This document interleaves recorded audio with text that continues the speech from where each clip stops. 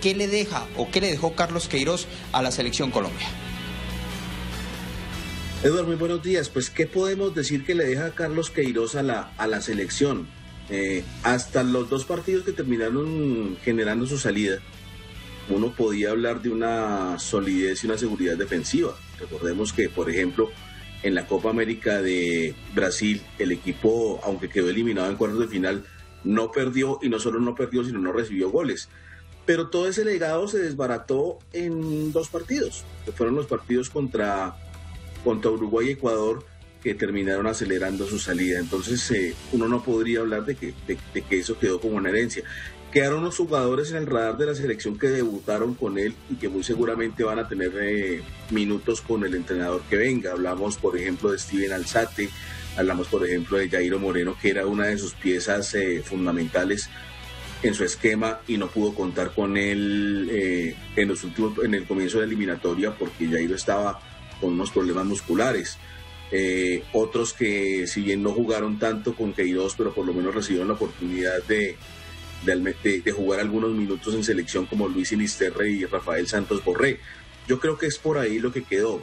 Idea de juego no podemos hablar de que la deja, porque muy seguramente va a llegar otro entrenador, y el otro entrenador que llegue va a buscar otra forma de jugar. Y pues de más he sabido que al equipo no es que le haya gustado mucho la forma como jugaba Queiroz, y que hubo jugadores que no se adaptaron definitivamente en el esquema, sobre todo en los últimos partidos. Caso James, aunque Cuadrado conocemos el tema de su polivalencia, pues en este esquema jugó de todo, y en puestos en los que uno creía que debía rendir, como por ejemplo la posición de lateral derecho, que además es la posición que ocupa en Juventus, pues no lo hizo de igual manera en la selección. De manera que hay que hablar más de los jugadores de los que les dio la oportunidad o los que les dio continuidad. Por ejemplo, Lerma, que ya había debutado con Pekerman, pero Lerma tuvo continuidad con Queiroz. Legado de juego, uno no podría hablar que realmente existe. Perfecto.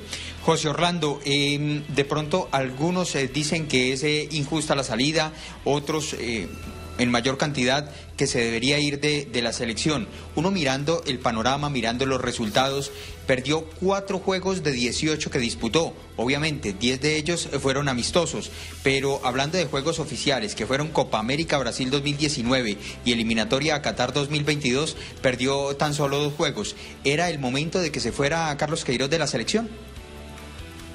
El problema es que 9 goles en 2 partidos, y solamente perdió 2 partidos, pero mire los 2 partidos que pierde y mire cómo los pierde. Fue un equipo que se vio mal, que se vio entregado, que se vio sin alma, que se vio absolutamente superado y que no se le dio capacidad de lucha. Y en ese orden de ideas, pues la continuidad de Queiroz era insostenible. Ahora, el tema no es solamente el técnico, hay muchas cosas para revisar. Hay que revisar el papel de los jugadores, qué pasó con los jugadores en estos 2 partidos, porque es imposible entender cómo un equipo que tenía, lo que le decía al comienzo, una solidez defensiva y una cierta manera de jugar que de pronto no era la más brillante, pero que estaba dando resultados, en 2 partidos se desmorone. Tercero, ¿cuál es el papel de los directivos y cuál es el papel de la estructura de la Federación Colombiana de Fútbol en todo esto que está pasando? Los directivos, pues sabemos que están resolviendo unos problemas judiciales y hasta personales, y de pronto no tienen la cabeza 100% en el tema Selección Colombia, y en el tema, no solamente la de mayores, en todas. Tenemos Suramericana Sub-20 a menos de mes y medio, y no se sabe nada de Suramericana Sub-20. Tenemos, ayer por ejemplo, hubo un amistoso de la selección femenina de Brasil contra Ecuador, y de la selección femenina de Colombia nunca se volvió a hacer nada.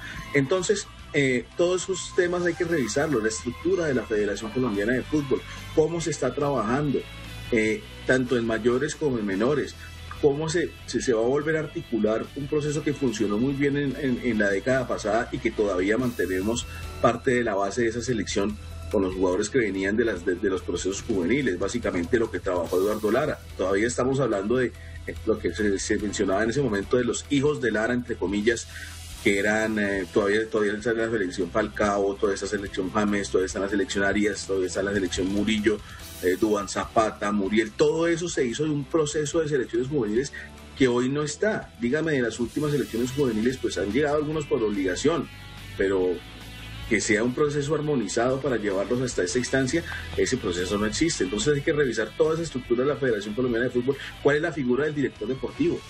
¿Cuál es el papel real que cumple Manuel Alberto Yepes en este proceso? Que fue el gran líder del equipo, en el equipo que clasificó a Brasil 2014, pero que hoy en el cargo que tiene no sabemos realmente cuál es su función y cómo va a ser su función con el nuevo cuerpo técnico que llegue. Todas esas cosas deberían pensarse, pues, para saber cuál es el entrenador que se adapta a esa estructura, si es que realmente existe esa estructura. Bueno, pues José, muchas gracias por este análisis que usted nos ha presentado, este panorama, y quiero que nos despidamos mencionando los nombres de los que hoy podrían estar en la baraja de candidatos para asumir la Selección Colombia. Pues Edward, el nombre que tenía en carpeta la selección era Reinaldo Rueda. Reinaldo Rueda pues finalmente fue ratificado en Chile, así que por ese lado no puede ser. Y empiezan a sonar los nombres de siempre. El regreso de José Pekerman, que seguramente en el plantel de jugadores va a gustar, pero que la relación con los directivos no quedó en buenos términos, y más recordando cómo fue la negociación, en una nota que en todas cosas pueden ver ahora en eltiempo.com, cómo fue en su momento la llegada de Queiroz, que se hizo una negociación directa sin necesidad de un empresario, justamente por todo lo que sucedió con Pekerman y Pascual Lescano, que era la agente del técnico argentino. O sea que ese nombre empieza a sonar otra vez, pero pues contactos oficiales todavía no ha habido. Vuelve a sonar el nombre de Juan Carlos Osorio. Algunos medios argentinos han mencionado que por la cercanía de Yepes con Marcelo Gallardo podría tirársele un lance al actual técnico de River Plate, pero yo lo veo muy difícil a de bajos costos. Es un técnico bastante caro para el medio, incluso más de lo que ganaba Queiroz, así que habría que entrar a negociar a ver si se quiere arriesgar a tomar una selección nacional, porque no tiene experiencia en selecciones. La salida de Jorge Luis Pinto de Emiratos Árabes también lo pone en la carpeta, pero pues no sabemos cómo sea el tema también con Pinto, y si el estilo de Pinto vaya a calar en un plantel que ya demostró que cuando no le gusta algo pues no le va a funcionar. Entonces esos nombres de los que siempre aparecen, Pekerman, Juan Carlos Osorio, incluso en algún momento se mencionó a Bolillo Gómez, pero Bolillo Gómez entendemos que no está en carpeta, que en este momento no sería tenido en cuenta, aunque muy seguramente directivos como Álvaro González Alzate pues lo van a volver a poner sobre la mesa. En este momento, como lo dijo el comunicado de la Federación Colombiana de Fútbol emitido anoche, comienza el proceso de selección del nuevo técnico nacional, y creo que se perdieron 15 días en ese sentido, y espero que en este periodo por lo menos se hayan analizado las hojas de vida de la persona que podría llegar a reemplazar a Queiroz.